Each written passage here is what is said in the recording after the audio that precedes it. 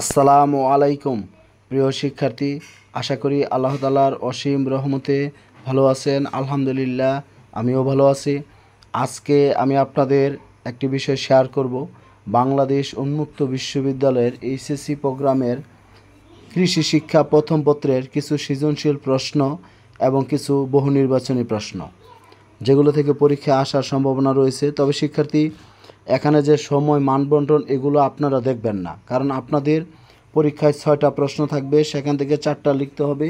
এখানে কি লেখা আছে এটা আপনারা খেয়াল করবেন না। আপনাদের কাজ হবে শুধু সৃজনশীল প্রশ্নগুলোর উত্তর শেখা, কারণ এটা আপনাদের যেই স্যার কৃষি শিক্ষা প্রশ্ন করবে ওই স্যারের তৈরিকৃত সৃজনশীল প্রশ্ন। সেই জন্য আপনারা সবাই গুরুত্ব সহকারে এই প্রশ্নের উত্তরগুলো শিখে যাবেন। 1 নম্বর সৃজনশীল আপনি দেখতে পাচ্ছেন। আমি এখানে যে সৃজনশীল প্রশ্নগুলো দেখাচ্ছি এগুলো আপনাদের যে স্যার কৃষি শিক্ষার স্যার যিনি আপনাদের মেন পরীক্ষার প্রশ্ন করবে ওই স্যারের তৈরিকৃত, সেই জন্য খুবই গুরুত্বপূর্ণ, আপনারা এগুলো শিখে যাবেন।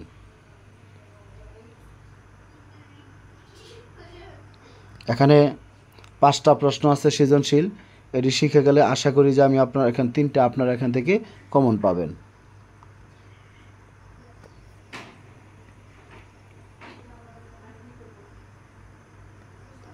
এবার শিক্ষার্থী, আমি আপনাদের বহু নির্বাচনী যে প্রশ্নটা সেটা আমি আপনাদেরকে দিব, এটাও একটু খেয়াল করবেন সবাই। এখানে 20টা দেওয়া আছে, আপনাদের থাকবে 35টা, কারণ এটা আপনারা খেয়াল করবেন না। আমি প্রথমেও বলছি, আবারও বলছি, এটা আপনাদের মানবন্টন না। দেখেন, কৃষি তথ্য সার্ভিসের সদর দপ্তর কোথায় অবস্থিত? এর উত্তর হবে আপনার ঢাকা। তারপরে কোন আয়নটি মাটির খাদ্য বৃদ্ধির জন্য দায়ী? Mg2+। উর্বর মাটির বৈশিষ্ট্য হলো, এখানে মানে আপনার 2 আর 3 আছে গতে। তারপরে নিচের কোনটি আলুর ভয়াবহ ক্ষতি সাধন করে? এটা হলো ব্যাকটেরিয়াজনিত রোগ।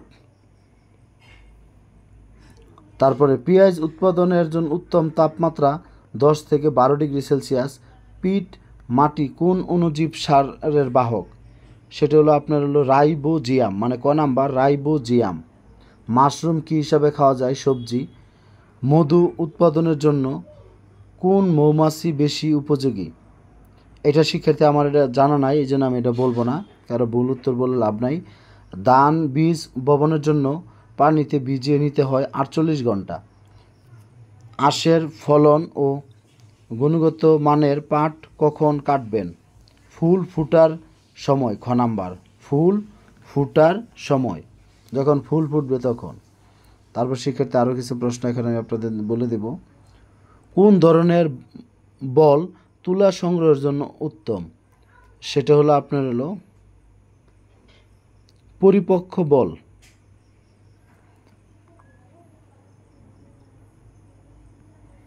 আমি একটু দেখে নিই, দাঁড়ান, এটা কারণ ভুলটা বলা যাবে না।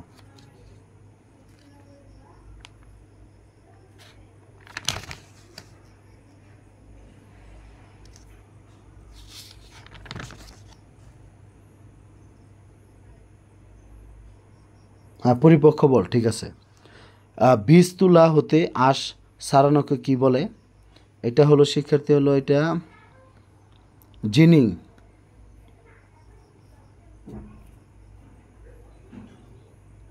তারপর এখানে পেয়ারার জন্য কত মিটার দূরে দূরে গর্ত করতে হয়? 5 × 5, 5 মিটার গুণন 5 মিটার। কমলা সাধারণত কোন মাসে পাকা শুরু হয়?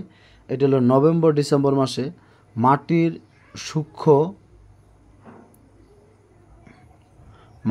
সূক্ষ্ম ও স্থূল রন্ধ্র পানির দ্বারা পূর্ণ থাকলে এটা মাটির সম্পৃক্ত অবস্থা। ভূপৃষ্ঠের সেচ পদ্ধতি কোনটি? এটা হলো নালা সেচ পদ্ধতি। তারপর উদ্দীপক দেখেন, মাহফুজ 2 হেক্টর জমিতে পেঁয়াজ চাষ করেন। তিনি লক্ষ্য করলেন পেয়ারার গোড়া পচা রোগে আক্রান্ত। মাহফুজের 2 হেক্টর জমিতে কতটুকু পেঁয়াজ কন্দ বপন করেন? এটা হলো আপনার 2.4।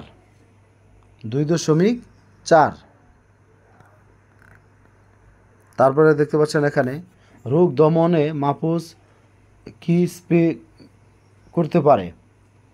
এটা হবে শিক্ষার্থীর উত্তর হবে মালথিয়ন 57 ইসি। সঠিক ফলকে আকৃতি অনুযায়ী ভাগ করাকে কি বলে? এটা হবে গ্রেডিং করা। সঠিক ফল ও শাকসবজি উত্তোলন পর কি করা উচিত? শীতলীকরণ। সঠিক ফল ও শাকসবজি উত্তোলনের পর শীতলীকরণ করা প্রয়োজন। এটা হলো আমাদের এই 20টা বহু নির্বাচনী প্রশ্ন। আপনারা দেখে গেলে আশাবাদী এখান থেকে আপনারা কমন পাবেন। আমি উত্তরগুলো বলে দেওয়ার চেষ্টা করেছি।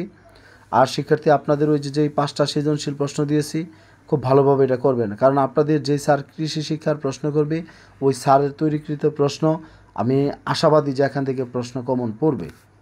যাই হোক, সকলের সুস্বাস্থ্য দীর্ঘায়ু কামনা করি। ভালো থাকবেন সবাই। আসসালামু আলাইকুম।